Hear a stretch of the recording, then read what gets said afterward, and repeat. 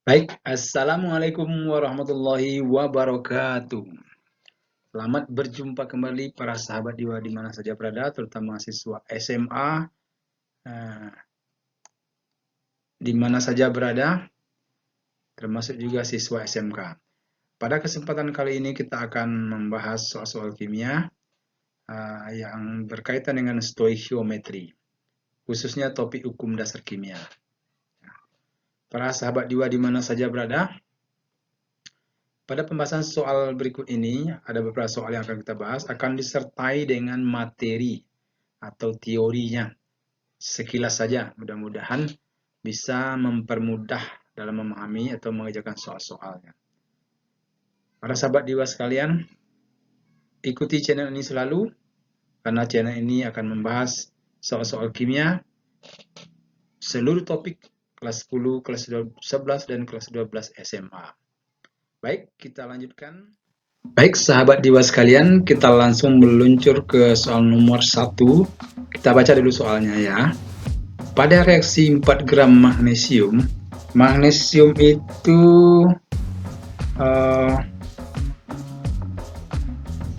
lambangnya Mg ya. Mg ya. Dengan 10 gram asam klorida HCl. Lakukan dalam wadah tertutup menurut persama reaksi ini persama reaksinya.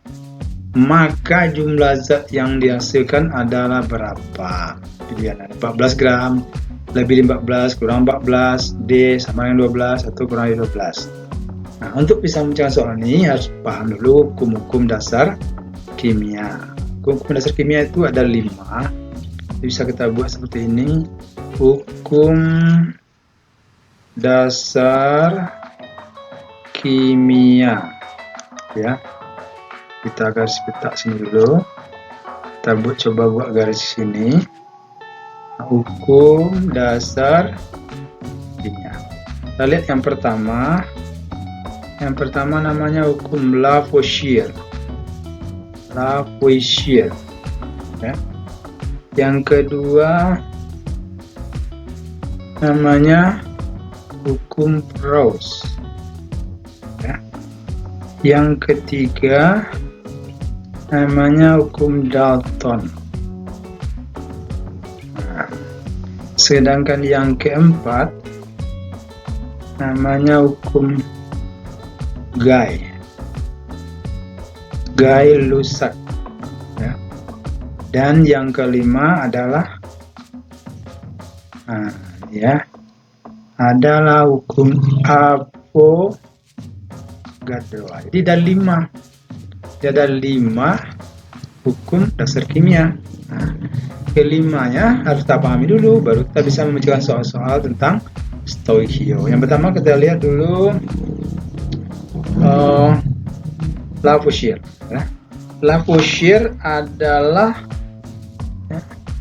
hukum dasar kimia yang pertama, yaitu massa zat ya, sebelum reaksi ya. Ini sebelum kita bersimbol P itu sama dengan massa zat sesudah reaksi, sama ya.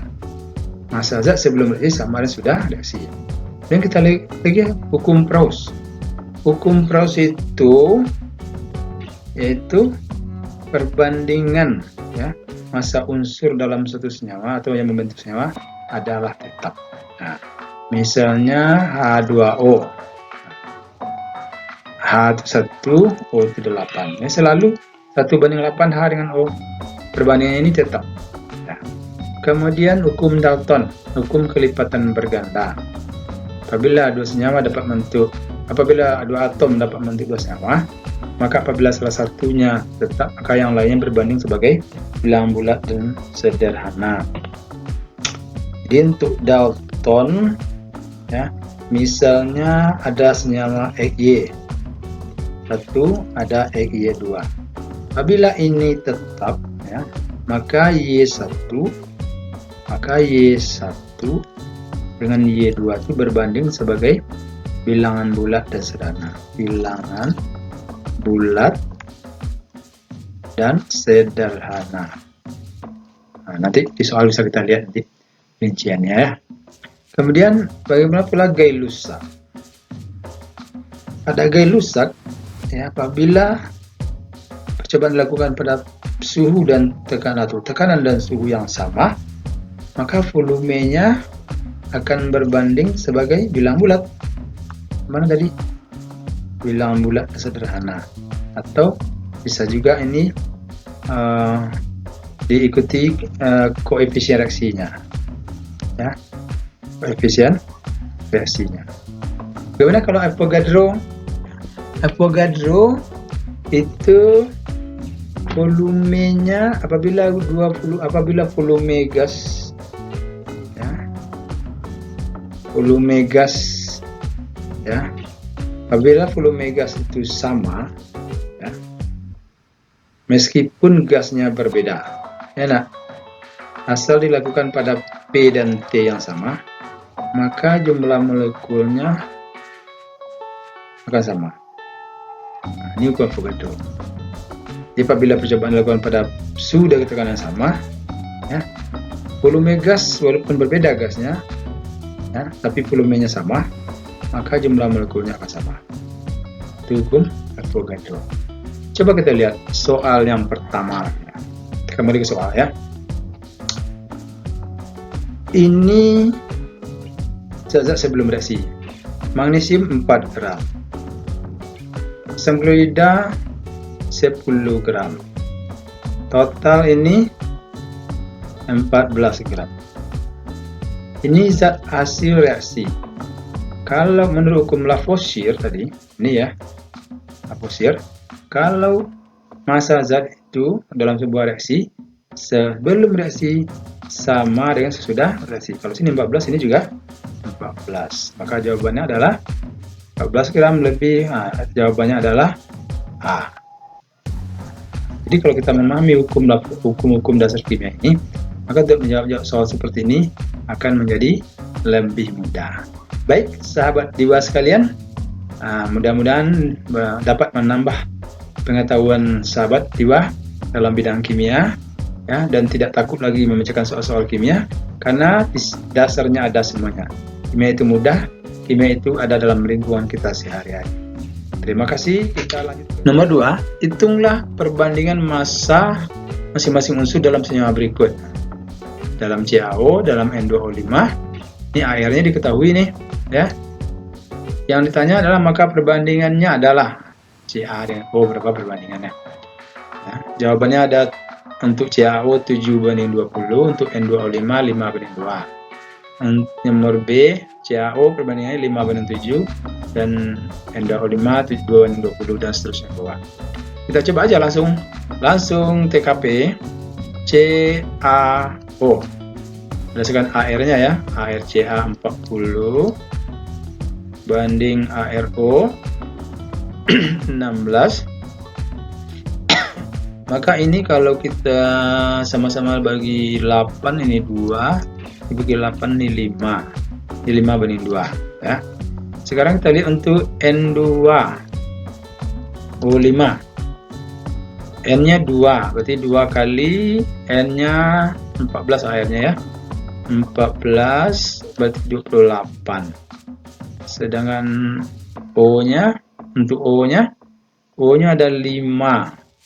Maka 5 dikali O itu 16. 5 kali 16 berarti 80 ya. Nah, ini perbandingannya. Jadi sama-sama dibagi 4 nih, bagi 4 7, dapat ini bagi 4 20 ya.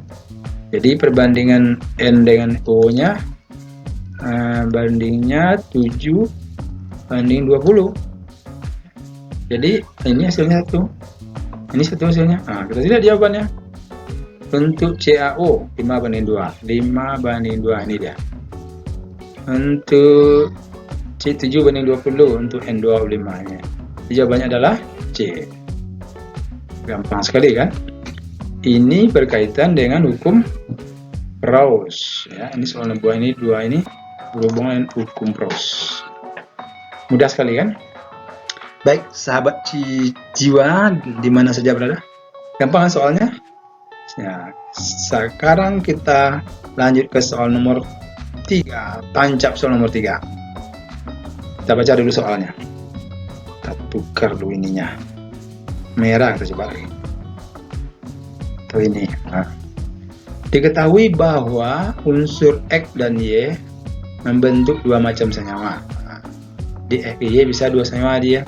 Senyawa pertama 40% X-nya.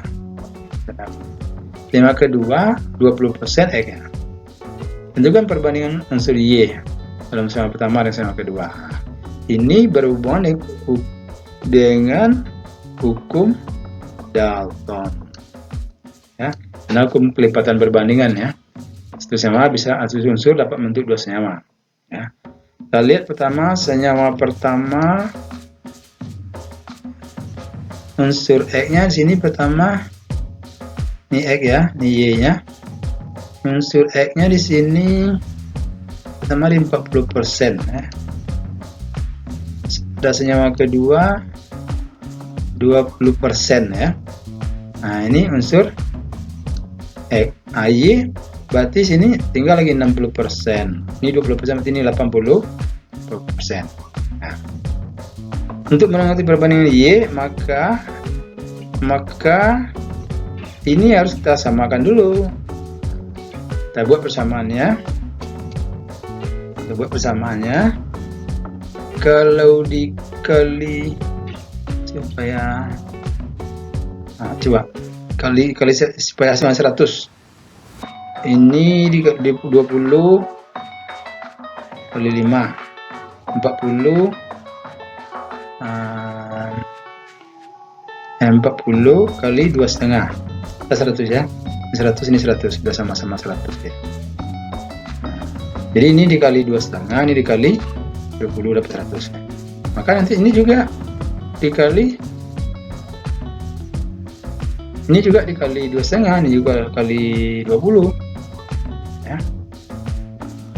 Nanti 40 kali 2,5, ini saya buat lagi ya, 100. 20 kali 5 100. Maka Y nya 60 kali 2,5, 60 kali 2 120, 30 150 ya.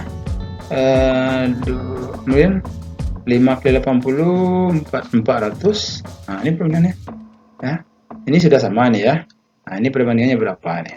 150 400 sama-sama bagi 50, ini dapat 3, ini dapat 8. Ya, 8 ya. Ya. Ini 3 berbanding 8. Ya. Artinya senyawa unsur Y pada senyawa pertama perbandingannya 3, unsur Y pada senyawa kedua perbandingannya 8. Jadi 3 berbanding 8. Kita cari yang 3 banding 8. 3 banding 8. Nah, ini dia. Maka jawabannya adalah D.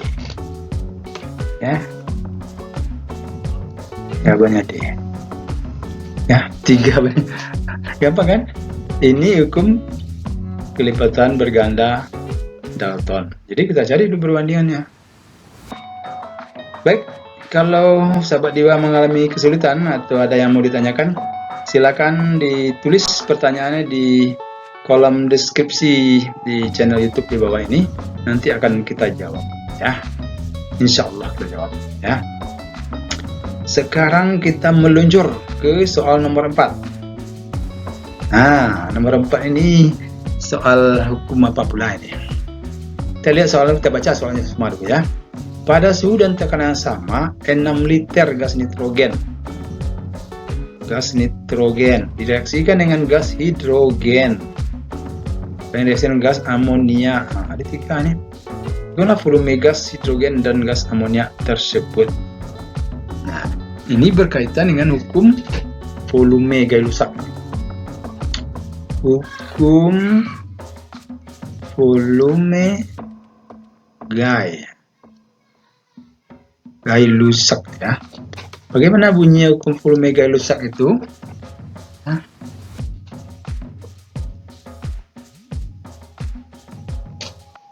Apabila diukur pada suhu dan tekanan yang sama, volume gas-gas yang bereaksi dan gas-gas hasil reaksi itu berbanding sebagai bilangan bulat dan sederhana. Kalau sini sebanding dengan koefisien reaksinya. Ya kan? Coba kita menjawabnya. Kita buat dulu reaksinya. Pada suhu dan tekanan sama, 6 liter gas nitrogen, ya. Nitrogen berarti N2 ya. Ditambah dengan hidrogen. Hasilnya amonia berarti NH3, ya kan? Kita samakan koefisiennya. Hanya sini 2, berarti di sini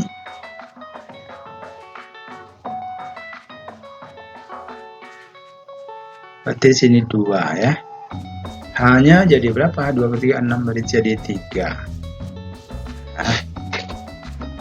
Nah, di sini berarti 1. Nah, direaksi dengan gas hidrogen. Sehingga dengan gas amonia. Tentukan volume gas hidrogen.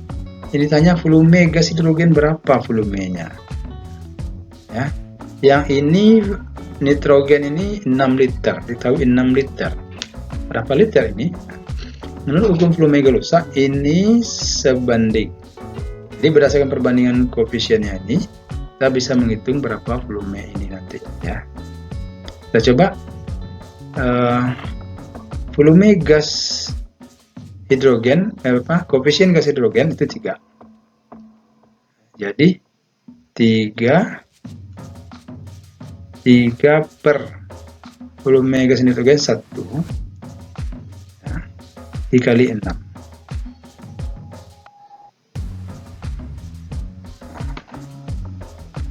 Dapatnya 18 liter.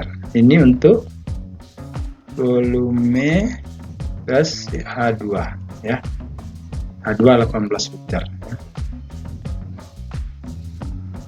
Yang ditanya tentunya volume gas hidrogen ya. Ada apa nih 18 liter hidrogen? Kalau amonia berapa? Amonia berapa pula volumenya? Nah, ini tanya pula nih. Ya. Amonia volume NH3 tentu jadinya koefisiennya 2, ya kan? 2 per 1 nih, tahu 1 kali 6 liter. Hasilnya 2 kali 6 12 liter. Ini hasilnya 18 dan 12 liter. 18 untuk hidrogen, 18 dulu ya. 18, 6, 18, ini salah ya, 6 salah. Ini 18 betul. Ini 12 betul, ini isinya. Jawabannya adalah D. Jadi ini berdasarkan hukum volume Galoisa ya. Volume Galoisa itu ya, volume itu sebanding dengan koefisiennya ini. Ini koefisien. Jadi kita menghitung berdasarkan koefisiennya.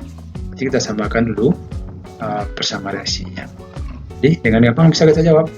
Baik sahabat Diwa sekalian, tidak terasa sudah soal nomor 4.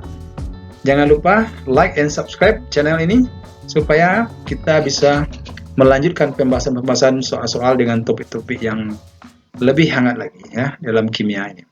Baik, kimia itu mudah, kimia itu easy. Baik sahabat Diwa sekalian, kita meluncur ke TKP soal nomor 5. Kita baca dulu soalnya ya.